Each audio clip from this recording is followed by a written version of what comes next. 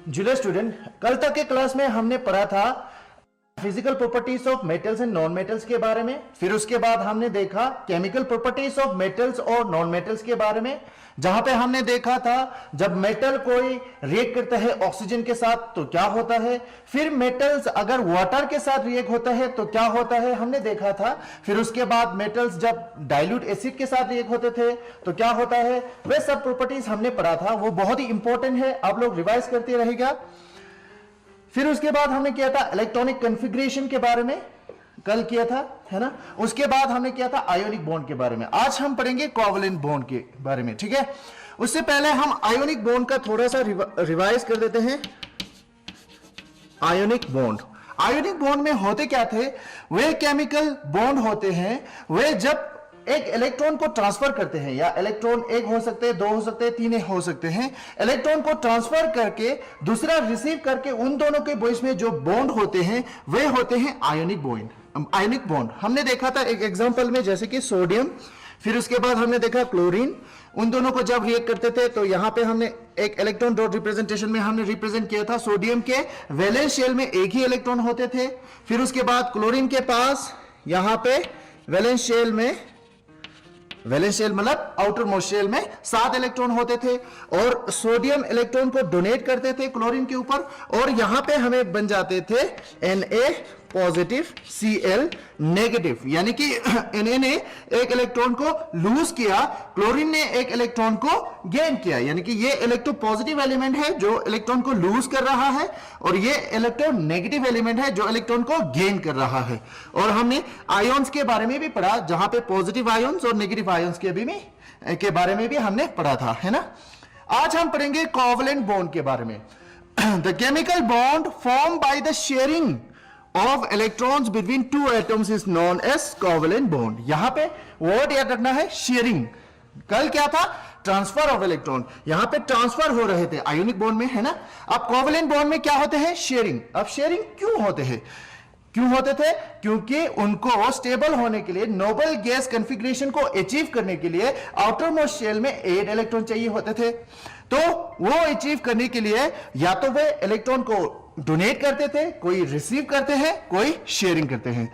अब अगर शेयरिंग हो रहा है, शेयरिंग होने के बाद जो बॉन्ड हो रहा है उसको बोलते हैं हम कोवलेंट बॉन्ड। यहां पे लिखा गया है the chemical bond form by the sharing of electron between two atom is known as a covalent bond.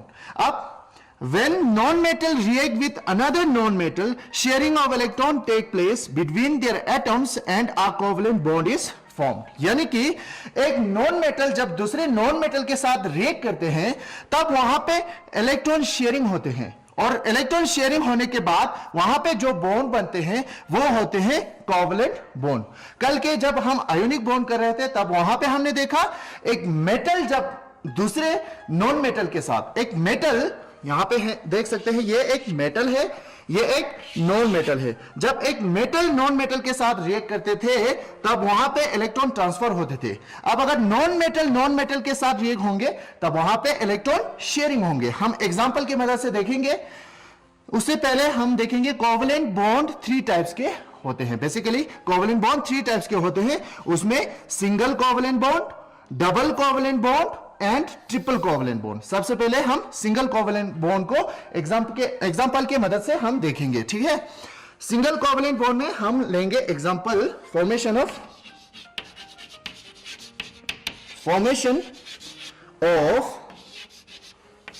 Chlorine molecule, ठीक है।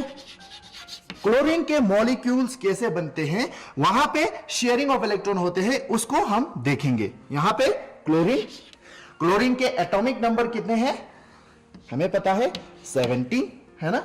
17 मतलब उसके इलेक्ट्रॉन्स कितने होंगे, 17 इलेक्ट्रॉन्स होंगे। अब उनको हमने डिवाइड किया था इलेक्ट्रॉनिक कॉन्फ़िगरेशन में, KLM शेल में।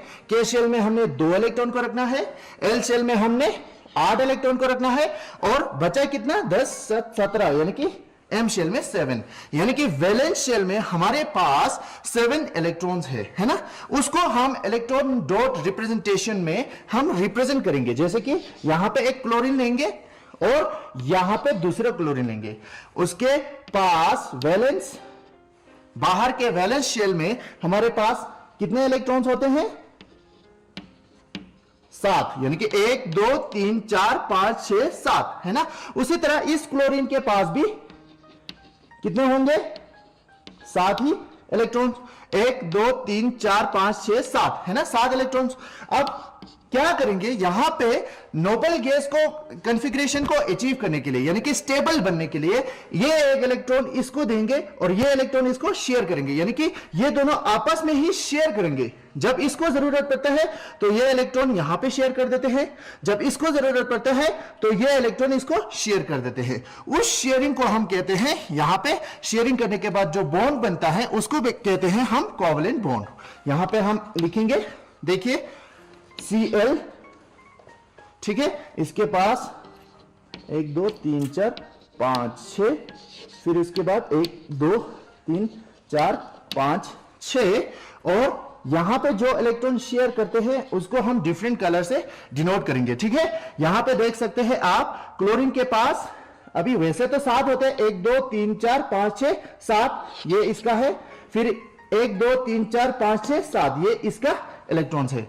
अब इसको जब जरूरत पड़ता है तो ये ले लेता है इस दोनों इलेक्ट्रॉन्स को, अब इसको जब जरूरत पड़ता है ये ले लेता है इस इलेक्ट्रॉन को, यानी कि सिंगल पेयर ऑफ इलेक्ट्रॉन को वे आपस में शेयर करता है ताकि वे नोबल गैस कॉन्फ़िगरेशन को अचीव कर पाए, यानी कि वे स्टेबल बन पाए। इसलिए यहां पे हमें क्लोरीन के बीच में एक ही सिंगल बॉन्ड दिखते हैं, ठीक है। 2 क्लोरीन के बीच में यहां पे सिंगल बॉन्ड, क्योंकि यहां पे एक इलेक्ट्रॉन, यहां पे एक इलेक्ट्रॉन, ठीक है, यानी कि ये दोनों आपस में शेयर कर देते हैं। इसको हम कहते हैं क्लोरीन मॉलिक्यूल Cl2, और यहां पे हम Cl2 भी लिख सकते हैं, इसको इस तरह से भी लिख सकते हैं, ठीक है।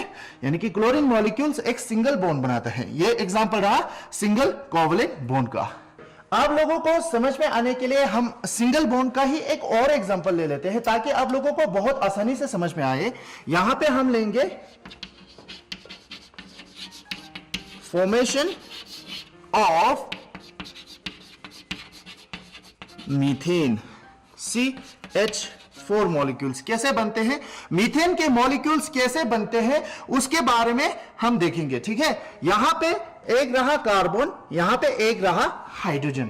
अब हमें सबसे पहले तो कार्बन के बारे में जानना होगा। कार्बन के एटॉमिक नंबर कितने हैं? कार्बन के एटॉमिक नंबर याद कीजिए, hydrogen, helium, lithium, beryllium, boron, carbon करके कार्बन के एटॉमिक नंबर होते हैं 6, यानी कि उसको हम अगर Kl शेल में अगर डिवाइड करेंगे, K शेल में तो 2 ही होंगे, L शेल में हमारे पास 4 बचते हैं, है ना। यानी कि वैलेंस शेल में हमारे पास क्या कितने इलेक्ट्रॉन्स होते हैं? 4 इलेक्ट्रॉन्स, यानी कि इनको शेयर करेंगे आप, ठीक है।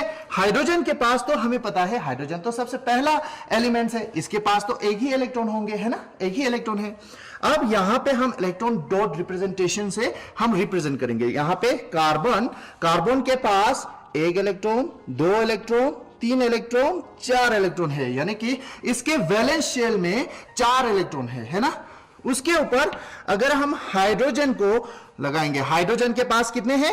1 ही इलेक्ट्रॉन होते हैं, इसलिए हम यहां पे 4 बनाने के लिए यहां पे हम 4 हाइड्रोजन एटम्स को ले लेते हैं, 4 हाइड्रोजन एटम्स को ले लेते हैं ताकि एक इसके साथ शेयर करे, एक इसके साथ शेयर, एक इसके साथ शेयर, एक इसके साथ शेयर कर सके, ठीक है। यहां पे हमें प्रोडक्ट मिलेंगे, यहां पे C, ये रहा H, ये रहा H, ये रहा एक H, ये रहा एक H, यानी कि ये कार्बन, ये 4 हाइड्रोजन, हमने यहां पे 4 हाइड्रोजन लिए थे, तो इस 4 हाइड्रोजन को 1 हाइड्रोजन, 2 हाइड्रोजन, 3 हाइड्रोजन, 4 हाइड्रोजन। जब इस कार्बन को 8 इलेक्ट्रॉन्स की जरूरत पड़ते हैं तो यहां से ले लेते हैं वे 8 इलेक्ट्रॉन्स को। हाइड्रोजन के आउटर मोस्ट शेल में 2 होंगे, तब वो स्टेबल बनेंगे क्योंकि वे नोबल गैस कॉन्फ़िगरेशन में हीलियम का जगह लेंगे, है ना। तो यहां पे 2 इलेक्ट्रॉन की जरूरत पड़ते हैं, तो जब इसको चाहिए तो ये 2 इलेक्ट्रॉन ले लेते हैं, जब इसको चाहिए तो ये 2 इलेक्ट्रॉन ले लेते हैं, जब इसको चाहिए ये 2 इलेक्ट्रॉन, जब इस हाइड्रोजन को चाहिए तो ये 2 इलेक्ट्रॉन ले लेते हैं। यानी कि इनके बीच में भी सिंगल पेयर ऑफ इलेक्ट्रॉन्स की शेयरिंग होते हैं, ना। सिंगल पेयर मतलब जोड़ी, यानी कि सिंगल पेयर ऑफ इलेक्ट्रॉन की शेयरिंग होते हैं, यानी कि यहां पे भी सिंगल बॉन्ड ही बनते हैं, H H H H करके सिंगल बॉन्ड ही बनते हैं। इसको CH4 मॉलिक्यूल्स कहते हैं, मीथेन के मॉलिक्यूल्स होते हैं। यहां पे भी ये भी एक एग्जांपल है सिंगल कोवैलेंट बॉन्ड के। इसके बाद हम डबल कोवैलेंट बॉन्ड के बारे में इसके एक एग्जांपल लेके जानेंगे, ठीक है। यहां पे हम लेंगे फॉर्मेशन ऑफ ऑक्सीजन मॉलिक्यूल्स, ठीक है। ऑक्सीजन मॉलिक्यूल कैसे बनते हैं, O2 मॉलिक्यूल्स, ठीक है। अब इसीलिए हमें सबसे पहले तो ऑक्सीजन के एटॉमिक नंबर जानना पड़ेगा, है ना। ऑक्सीजन के एटॉमिक नंबर कितने होते हैं, हम गिन लेते हैं। Hydrogen, helium, lithium, beryllium, boron, carbon, nitrogen, oxygen, यानी कि 8, है ना। 8 आ गया, है ना। अब उसको के शेल एल शेल में हम डिवाइड कर लेते हैं। के शेल में तो हमें मैक्सिमम 2 इलेक्ट्रॉन्स आ सकते हैं, एल शेल में बचा ही कितना, 6, यानी कि इसके outermost shell valence shell में 6 इलेक्ट्रॉन्स ही हैं। तो हम यहां पे रिप्रेजेंट कर देते हैं ऑक्सीजन को, यहां पे इसके इलेक्ट्रॉन्स को, 6 इलेक्ट्रॉन्स को हम यहां पे रिप्रेजेंट कर देते हैं वैलेंस शेल में जो इलेक्ट्रॉन्स है ऑक्सीजन के। यहां पे एक और ऑक्सीजन ले लेते हैं, इसके भी वैलेंस शेल में ही 6 इलेक्ट्रॉन्स होते हैं, है ना। अब इन दोनों को जोड़ के जो हमें प्रोडक्ट मिलेंगे उसको देखेंगे। अब यहां पे एक ऑक्सीजन है, यहां पे एक ऑक्सीजन है, इसको स्टेबल बनने के लिए यानी कि नोबल गैस कॉन्फ़िगरेशन अचीव करने के लिए यहां पे 8 इलेक्ट्रॉन जरूरत होते हैं। यहां पे अब 2 इलेक्ट्रॉन की जरूरत है ऑक्सीजन को, तो 8 बनने के लिए 2 इलेक्ट्रॉन्स की जरूरत है। तो यहां पे क्या करते हैं, ऑक्सीजन, एक ऑक्सीजन, ये दूसरा ऑक्सीजन। अब यहां पे ये 2 पेयर ऑफ इलेक्ट्रॉन को आपस में शेयर कर देते हैं, 2 पेयर ऑफ इलेक्ट्रॉन को आपस में शेयर कर देते हैं। तो यहां पे डबल बॉन्ड बन जाता है, ठीक है। यहां पे डबल बॉन्ड बन जाता है, O का यहां पे डबल बॉन्ड बन जाता है। इसको और लिख देते हैं और इसको हम O2 मॉलिक्यूल्स कहते हैं।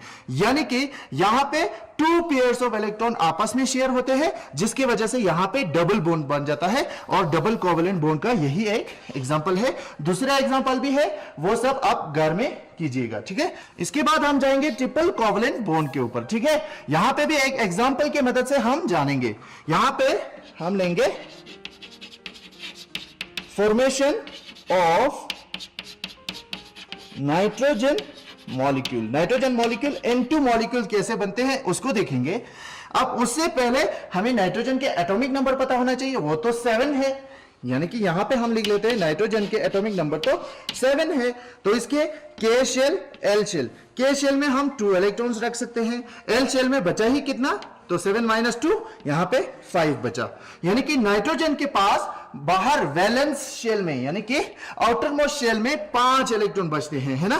तो यहां पे हम लेंगे नाइट्रोजन, नाइट्रोजन के आउटर मोस्ट शेल में हमारे पास 5 इलेक्ट्रॉन, उसके ऊपर एक और नाइट्रोजन लेंगे जिसके भी वैलेंस शेल में हमारे पास 5 इलेक्ट्रॉन बचते हैं। तो यहां पे जब ये दोनों आपस में रिएक्ट करते हैं, नॉन मेटल के साथ रिएक्ट करते हैं, तो यहां पे कोवेलेंट बॉन्ड बनते थे, है ना, वो तो हमने जाना था। यहां पे एक नाइट्रोजन, जब इसको जरूरत पड़ते हैं 8 इलेक्ट्रॉन्स की, तो यहां से ले लेते हैं वे, यानी कि 6, 2, 8। जब इसको जरूरत पड़ते हैं तो यहां से ले लेते हैं वे 6, 2, 8, यानी कि आपस में 3 पेयर्स ऑफ इलेक्ट्रॉन्स को शेयर कर देते हैं, जिसकी वजह से यहां पे हमें ट्रिपल बॉन्ड मिल जाते हैं, ठीक है। ट्रिपल बॉन्ड मिल जाते हैं, ये N2 मॉलिक्यूल्स कह सकते हैं इसको, N2 मॉलिक्यूल्स। ये रहा एक एग्जांपल ट्रिपल कोवेलेंट बॉन्ड का, ठीक है। यहां पे हमने जाना single covalent bond, double covalent bond और ट्रिपल कोवेलेंट बॉन्ड के बारे में। इसके बाद हम ऑकरेंस ऑफ मेटल्स के बारे में पढ़ेंगे, यानी कि मेटल्स कहां पे पाए जाते हैं उसके बारे में पढ़ेंगे, ठीक है। The earth crust is the major source of metals, है ना। अर्थ क्रस्ट यानी कि अर्थ पे लेयर होते थे, कितने लेयर, 3 लेयर हम पढ़ते थे बेसिक, क्रस्ट, मेंटल, कोर करके। क्रस्ट जो ऊपरी लेयर होते हैं, वहां पे अगर हम 400-500 फीट गहरा गड्ढा खोदेंगे, वहां से हमें मिलते हैं मेटल्स के ओर्स, है ना। वहां से हम मेटल्स को एक्सट्रैक्ट करके लाते हैं, है ना। अर्थ क्रस्ट होता है मेजर सोर्स ऑफ मेटल्स। अब सी वाटर भी थोड़ा सा सोर्स होते हैं मेटल्स का, जैसे कि वहां पे यानी समुद्र के पानी में मेटल्स ऐसा सोड पाए जाते हैं, डिसॉल्व होकर सोड के फॉर्म में पाए जाते हैं, जैसे कि NaCl, है ना। NaCl सोडियम क्लोराइड सोड के फॉर्म में सी वाटर में पाए जाते हैं। यहां से हम Na एक मेटल है, यहां से हम Na को भी एक्सट्रैक्ट कर सकते हैं। यहां से MgCl2 मैग्नीशियम क्लोराइड एक और सॉल्ट, यहां से मैग्नीशियम को हम कर सकते हैं, एक्सेट्रा और आदि है, ठीक है। अब यहां पे silver, gold, platinum are least reactive, याद कीजिए केमिकल रिएक्टिविटी सीरीज हमने पढ़ा था, वहां पे हमने देखा सिल्वर, गोल्ड, प्लेटिनियम वगैरह के मेटल्स जो रिएक्टिविटी सीरीज में लास्ट में आते थे, वे मेटल बहुत ही लीस्ट रिएक्टिव होते थे, है ना, लीस्ट रिएक्टिव होते थे, यानी कि वे दूसरों के साथ, नॉन मेटल के साथ रिएक्ट नहीं होते हैं, है ना, नहीं होते। इसी वजह से वे फ्री स्टेट में पाए जाते हैं, फ्री स्टेट नेटिव स्टेट में पाए जाते हैं, यानी कि फ्री स्टेट का मतलब होता है वे प्योर फॉर्म में पाए जाते हैं, अपने आप। गोल्ड के फॉर्म में ही पाए जाते हैं, सिल्वर के फॉर्म में, प्लेटिनियम के फॉर्म में ही पाए जाते हैं, वे किसी और के साथ कंबाइंड होके कंपाउंड फॉर्म में नहीं, ठीक है, वे फ्री स्टेट में पाए जाते हैं। उसी तरह अब सोडियम और पोटेशियम की बात करें, सोडियम, पोटेशियम, कैल्शियम, याद कीजिए रिएक्टिविटी सीरीज में कहां पे आते थे, टॉप पे आते थे, है ना। वे मेटल बहुत ही रिएक्टिव होते थे, है ना, वे पानी के साथ रिएक्ट होते थे, ऑक्सीजन के साथ रिएक्ट होते थे। अगर वे रिएक्टिव होते हैं, इसी वजह से वे किसी दूसरे नॉन मेटल के साथ रिएक्ट करके वे दूसरे फॉर्म में पाए जाते हैं, कंबाइंड स्टेट में पाए जाते हैं, ठीक है, वे कंबाइंड स्टेट में, यानी कि मेटल दो फॉर्म में पाए जाते हैं, एक फ्री स्टेट या नेटिव स्टेट में या एक कंबाइंड स्टेट में, ठीक है। अब सोडियम, पोटेशियम वगैरह तो बहुत रिएक्टिव होते हैं, इसलिए कंबाइंड स्टेट में। अब हम पढ़ेंगे मिनरल्स और ओर के बारे में, ठीक है। मिनरल्स क्या होते हैं, यहां पे देखिए, the natural materials in which the metals और their compound are found in earth are called minerals, यानी कि वैसा नेचुरल सब्सटेंस जिसमें हम मेटल्स को पाए जाते हैं और मेटल्स के कंपाउंड को भी, है ना, मेटल्स के कंपाउंड होगा तब भी चलेगा, मेटल्स होगा तब भी चलेगा, यानी कि उसके अमाउंट में हम कोई कंसीडर नहीं करते हैं, अमाउंट को हम कंसीडर नहीं करते हैं, जितने भी होंगे अगर मेटल होंगे या मेटल के कंपाउंड होंगे उनको हम कहते हैं मिनरल्स, ठीक है। अब और क्या होते हैं, दोस मिनरल, वैसा मिनरल जहां से हम मेटल को एक्सट्रैक्ट कर सकते हैं प्रॉफिटेबली एंड कन्वीनियंटली, यानी कि उनको हम प्रॉफिट कमाने के लिए, यानी कि मेटल्स बनाने के लिए हमें ज्यादातर मेटल एक्सट्रैक्ट करना होगा या नीड के हिसाब से एक्सट्रैक्ट करना होगा मेटल को, यानी कि वैसा मिनरल जहां से हम मेटल को कन्वीनियंटली एंड प्रॉफिटेबली एक्सट्रैक्ट कर सकते हैं, उसको हम कहते हैं ओर्स, ठीक है। यहां पे हम और का एग्जांपल ले लेते हैं, मेटल्स कहां से एक्सट्रैक्ट करके लाते हैं उसके बारे में हम अभी एग्जांपल के मदद से पढ़ेंगे, ठीक है। यहां पे मैं लिख लेता हूं मेटल, फिर उसके बाद उसका और, ठीक है, मेटल कहां से एक्सट्रैक्ट करके लाते हैं, फिर उसका फॉर्मूला, ठीक है, फॉर्मूला, ये तीन जानेंगे। सबसे पहले मेटल हम लेंगे एल्यूमिनियम।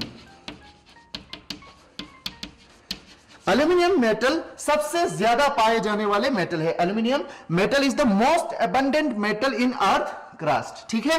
एल्यूमिनियम सबसे ज्यादा पाए जाते हैं हमारे अर्थ के सरफेस के ऊपर, ठीक है। इसका और होता है बॉक्साइट, ठीक है,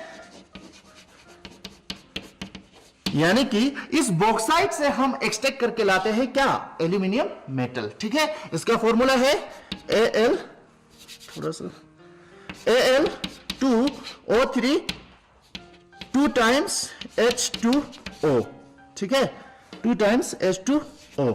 यहां पे देख सकते हैं एल्यूमिनियम मेटल को हम बॉक्साइट से एक्सट्रैक्ट करके लाते हैं, बॉक्साइट एक और है एल्यूमिनियम मेटल का, और इसका फॉर्मूला है Al2O3 2 टाइम्स H2O, ठीक है। उसी तरह हम देखेंगे कॉपर का,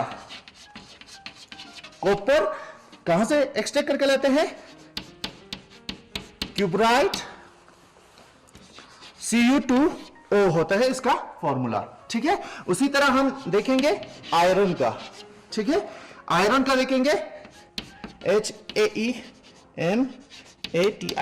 हेमाटाइट होते हैं, इसका और हेमाटाइट होते हैं, आयरन का और हेमाटाइट होते हैं, और ये होता है Fe2O3, ठीक है। इसी तरह हम और एक लेंगे एग्जांपल, मर्क्यूरी। मर्क्यूरी कहां से एक्सट्रैक्ट करके लाते हैं, सिनाबार, सिनाबार से एक्सट्रैक्ट करके लाते हैं, इसका फॉर्मूला है HgS, ठीक है। यहां पे आप देख सकते हैं मेटल्स के बहुत सारे ओर्स होते हैं, वहां से हम एक्सट्रैक्ट करके लाते हैं हर एक मेटल्स को, उनका हम फॉर्मूला भी देख सकते हैं। यहां पे एक चीज नोटिस करने वाली बात है, कहीं में यहां पे ऑक्साइड है, कहीं पे यहां पे सल्फाइड होते हैं, है ना, कहीं पे ऑक्साइड कहीं पे सल्फाइड। उसी तरह एक और एग्जांपल लेंगे जिंक का, ठीक है, जिंक का, जिंक हमें मिलते हैं कैलामाइन से या जिंक ब्लेंड से, ठीक है। कैलामाइन से मिलते हैं या तो जिंक ब्लेंड से। जिंक ब्लेंड का फॉर्मूला होता है Zn से, इसका होता है ZnCO3।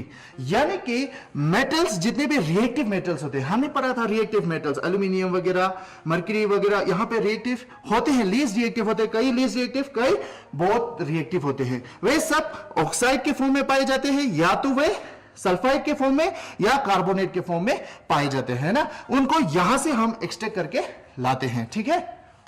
अभी हमने देखा था मेटल्स के ओर्स के बारे में, है ना। अब ओर से कैसे एक्सट्रैक्ट होते हैं उसके बारे में हम जानेंगे। यहां पे इसको कहते हैं metallurgy. The process in which metal is extracted from its ore in pure form is called metallurgy। अभी हमने बहुत सारे एग्जांपल देखे थे ओर के, वहां से हम एक्सट्रैक्ट करके लाते हैं मेटल्स को, उस प्रोसेस को हम क्या कहते हैं, मेटलर्जी। मेटलर्जी के कई स्टेप होते हैं, जैसे कि यहां पे आप देख सकते हैं स्टेप 1 में यहां पे एनरिचमेंट ऑफ ओर्स, ठीक है। स्टेप 2 में आप देख सकते हैं conversion of concentrated ore into metals, and step 3 में आप देख सकते हैं रिफाइनिंग यानी कि प्यूरिफिकेशन। यानी कि इन बेसिक 3 स्टेप को फॉलो करते हैं मेटल को एक्सट्रैक्ट करने के लिए, ठीक है। Enrichment of ore, conversion of concentrated ore into metals and refining यानी कि प्यूरिफिकेशन को, ठीक है। यहां पे आप देख सकते हैं सबसे पहले एनरिचमेंट ऑफ ओर्स। ओर्स में क्या होते हैं, जब हम कोई मेटल ओर को एक्सट्रैक्ट करके लाते हैं अर्थ क्रस्ट से, यानी कि 400-500 मीटर या फीट को डिग करके हम वहां से मेटल को एक्सट्रैक्ट करके लाते हैं, उनके साथ बहुत सारे इंप्योरिटीज अटैच होते हैं। जैसे कि यहां पे आप देख सकते हैं the unwanted impurities like sand हो सकते हैं, है ना, रॉक हो सकते हैं, लाइमस्टोन हो सकते हैं, माइका हो सकते हैं, एक्सेट्रा, और बहुत सारे हो सकते हैं। वो सब इंप्योरिटीज होते हैं और के साथ इकट्ठे अटैच होते हैं, ठीक है। यानी कि प्रेजेंट इन ओर, उनको क्या कहते हैं, जो इंप्योरिटीज अटैच होते हैं उनके साथ, यानी कि ओर के साथ अटैच होकर आते हैं, उसको हम क्या कहते हैं, गैंग। अब उस गैंग को हम रिमूव कर देते हैं, ठीक है, रिमूव कर देते हैं। By removing gangue we get concentrated ore. उस गैंग को अगर रिमूव करेंगे तो वहां पे हमें मिल जाएंगे कंसंट्रेटेड ओर। उस प्रोसेस को हम कहते हैं एनरिचमेंट ऑफ ओर। सबसे स्टेप 1 होता है एनरिचमेंट ऑफ ओर, जहां पे हम इंप्योरिटीज को रिमूव कर देते हैं, ठीक है। स्टेप 2 में कन्वर्जन ऑफ कंसंट्रेटेड ओर। यहां पे हमें एक कंसंट्रेटेड ओर मिला था, है ना, जब गैंग को रिमूव किया तो कंसंट्रेटेड ओर मिला था, उसको अगर हम मेटल में कन्वर्ट करेंगे। अब कंसंट्रेटेड ओर का मतलब होता है, यानी कि जो हम पहले ओर को निकालते हैं उसमें तो बहुत सारी इंप्योरिटीज यानी कि 20% पे मेटल्स होते हैं। अब कंसंट्रेटेड ओर में बहुत सारे मात्रा में मेटल्स होते हैं, ठीक है। अब यहां पे हमारा होता है conversion of concentrated ore into metal, है ना, मेटल में हम कन्वर्ट करेंगे। उसके लिए हमें सबसे पहले फिर से हमें रिवाइज करना पड़ेगा रिएक्टिविटी सीरीज ऑफ मेटल्स के बारे में, ठीक है। वहां पे हमने देखा था टॉप मोस्ट पे हमें ये सारे मेटल्स आते थे, है ना, पोटेशियम, सोडियम वगैरह, कैल्शियम, मैग्नीशियम वगैरह आते थे। वो बहुत ही रिएक्टिव होते थे, हाईली रिएक्टिव मेटल, है ना। यहाँ पे जिंक, आयरन वगैरह, लेड वगैरह वो सब होते थे moderately reactive metal. Copper, mercury वगैरह लीस्ट रिएक्टिव मेटल, और AgAu यानी कि गोल्ड, सिल्वर वगैरह, प्लेटिनियम वगैरह अनरिएक्टिव होते थे। जब मेटल्स अनरिएक्टिव होते हैं वे, उन्हें तो हम फ्री स्टेट में पाए जाते हैं, है ना, उनको तो 1-2 स्टेप में ऐसे ही हम एक्सट्रैक्ट करके फिर उसको हम एनरिचमेंट करके हम उसको अलग से प्योर फॉर्म में ला सकते हैं। But what about less reactive, moderately reactive और highly reactive metal. Less reactive metal किसी के साथ तो अटैच होंगे, सल्फाइड के साथ या किसी और के साथ, ऑक्साइड के साथ या किसी के साथ कंबाइन होके कंपाउंड स्टेट में होंगे। ये भी किसी के साथ नॉन मेटल के साथ रिएक्ट होके कंपाउंड फॉर्म में होंगे, ये भी कंपाउंड फॉर्म में होंगे।